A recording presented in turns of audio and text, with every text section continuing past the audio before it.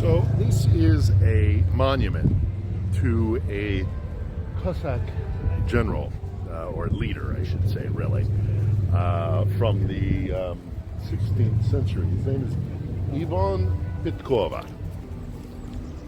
It's not really Ivan that I want to talk about. It's Cossacks in general. And they're very distinctive, the culture of the Cossacks. And they were ferocious fighters, well known throughout medieval Europe as being probably one of the most ferocious fighters on the continent.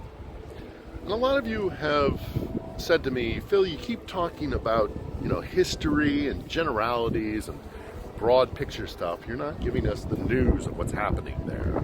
Well, I effort to give you a bigger picture, a tapestry of what's happening here.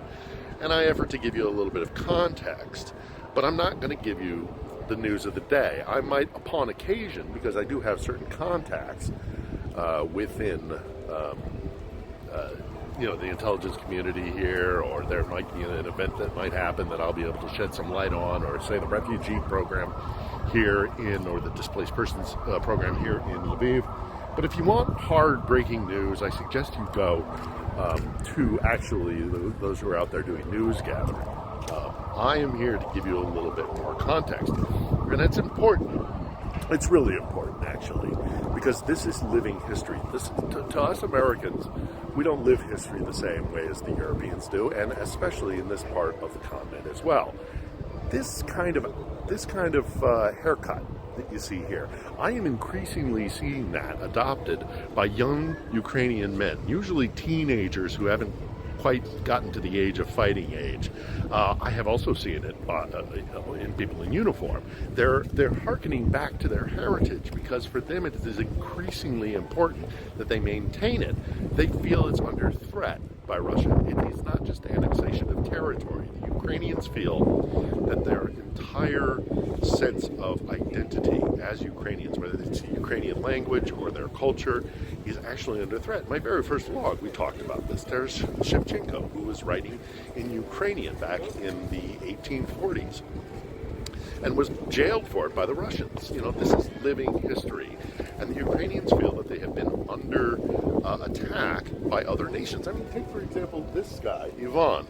He was fighting against the Ottoman Turks. This ground, this territory, has been the pawn in a chess game that has been going on for centuries. And for the first time in their history, they're taking it for themselves, their own sense of identity. So that's why I talk in bigger picture stuff and why I contextualize what's going on here. Now, I'm going to be posting this as part of a vlog that is what we used to call in the broadcast business a bit of a dog's breakfast. It's going to have a little bit of everything in it. And it's just basically the last few days and observations that I've had. So if you'll bear with me, we're going to do that. And I will talk about an awful lot of different topics in this particular vlog. But keep in mind that I'm not here to give you breaking news. I'm not here to give you, strictly speaking, hard information about what's going on here. I'll do that when it's applicable, but generally I'm trying to give you a context of what's going on. So that's my intention, and we'll just take it from here. And this is just a number of different elements from the past week, the past few days that I've had here in Lviv.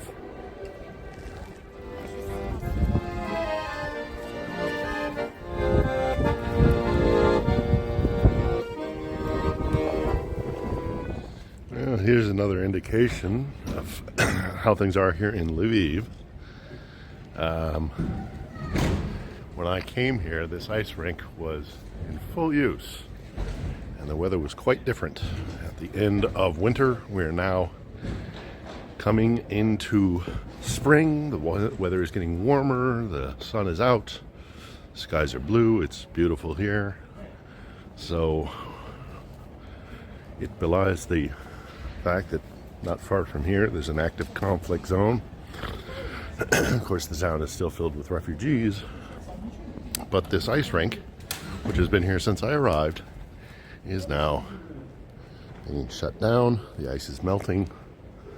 We're headed into a spring. Hopefully there will be some sort of into the fighting, into the conflict, and the lovely people of Ukraine will someday, within the coming, well, we hope days, but more realistically, we are talking weeks, perhaps months. But at the end of the day, we hope that, of course, this war comes to a conclusion and that spring can be enjoyed. With a little bit of sadness, of course, for what's been paid and what's been lost. But regardless, the hope is there will be a peaceful spring.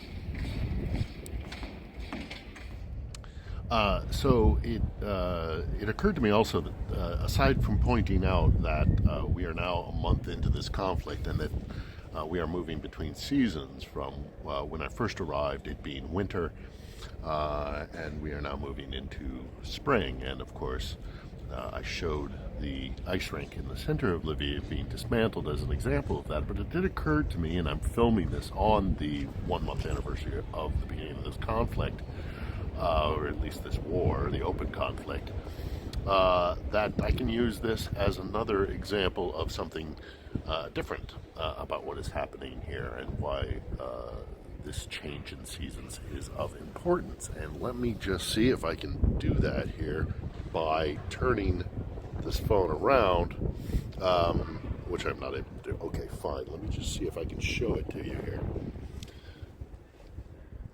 The ice is melting.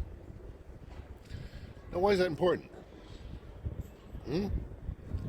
Well, because there's a area on the border of Ukraine and Belarus, and it is mostly marshland. So if the ice here in Lviv is melting, it also means that the marshland between Belarus and Ukraine is starting to thaw, and that means mud. There's a place up there called the Pripyat marshlands, and that lies between Belarus and Ukraine, and there's been an awful lot of talk in the last week or so of perhaps Belarus entering this war directly by sending its forces down through the borderlands where Chernobyl exists and where these marshes are. Well, Lukashenko has a lot of problems at home. If you'll remember recent history, there was a massive uprising there, and he has troubles domestically. So if he allocates forces to help in Vladimir Putin's war, he will be depleting his own forces at home. Many of you have complained that I don't talk enough about nuts and bolts and the actual events on the ground here. Well, here you go. Lukashenko has repeatedly said to Vladimir Putin, apparently, I will send my troops in. And we have information from a number of different sources that what he's done is moved his forces forward, then claimed there was a problem or a fault or some organizational issue, and he's pulled them back to Minsk. He's done that at least twice. It is clear he is reluctant to get involved in this, and the longer we get into spring and the more those marshlands become soggy morasses of mud, the less likely it is he's going to send armor in. I do not think the Belarusians are going to get involved directly in this war.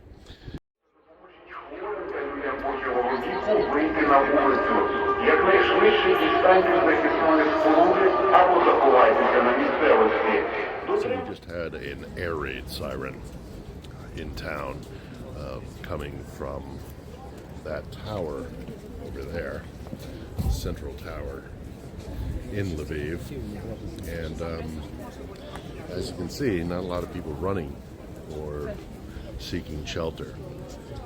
It's almost kind of like a Chicken Little situation going on here, I fear, to the point where these alarms are coming with such increasing frequency because anything that's coming west triggers that alarm. So up to this point, there hasn't been a hit directly in the city of Lviv, and I think people are not really paying attention to those alarms. And what concerns me is that eventually it's not going to be a false alarm.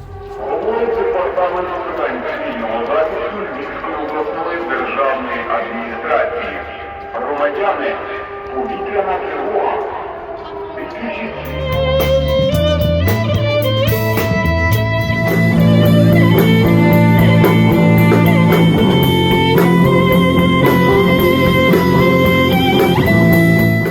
on the side of the Times, they even have now here in Lviv masks that are embroidered with traditional Ukrainian embroidery.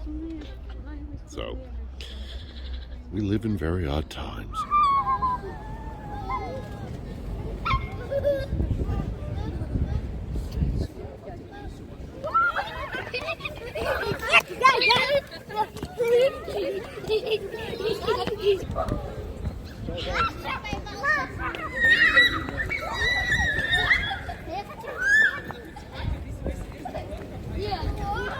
So the other thing that I intend to do today is take care of this mess that my beard has become, and I'm going to hope possibly that I'm going to see one of these kids getting their Cossack hairstyle done in this barbershop behind me.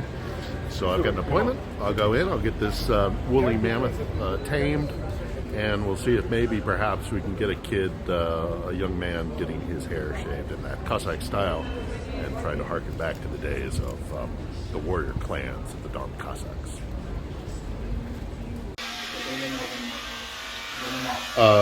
Noemen another.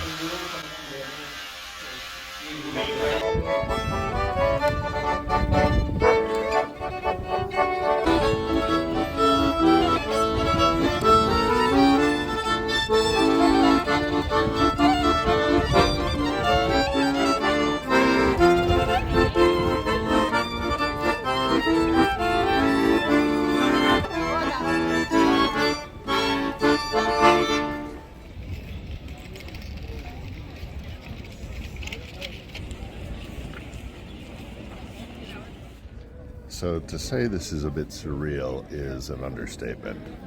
While we know on the other side of the country, in say Mariupol, there are people who have gone without electricity, or there are food shortages and no water, no electricity, no security. In other places there are front lines very far away from here. Here in Lviv, there remains a sense of normality and kind of enclave of civil society, and spring has sprung and cafe society has returned. I'm having a brunch here with a Ukrainian dish called shashuka, which is eggs and cheese and peppers, a mountain cheese from the Carpathians. There's freshly squeezed orange juice in the cappuccino. It almost feels decadent. But I've been to enough war zones and conflicts and to know that when joy strikes you, you don't fight it, and you don't succumb to what's called survivor's guilt. Those who we have lost would not want us to suffer that way. Those we have lost, those who are suffering right now, they have no desire to have us suffer. Quite the contrary, actually, they would want us to live and live as best we can. But it's still very, very strange.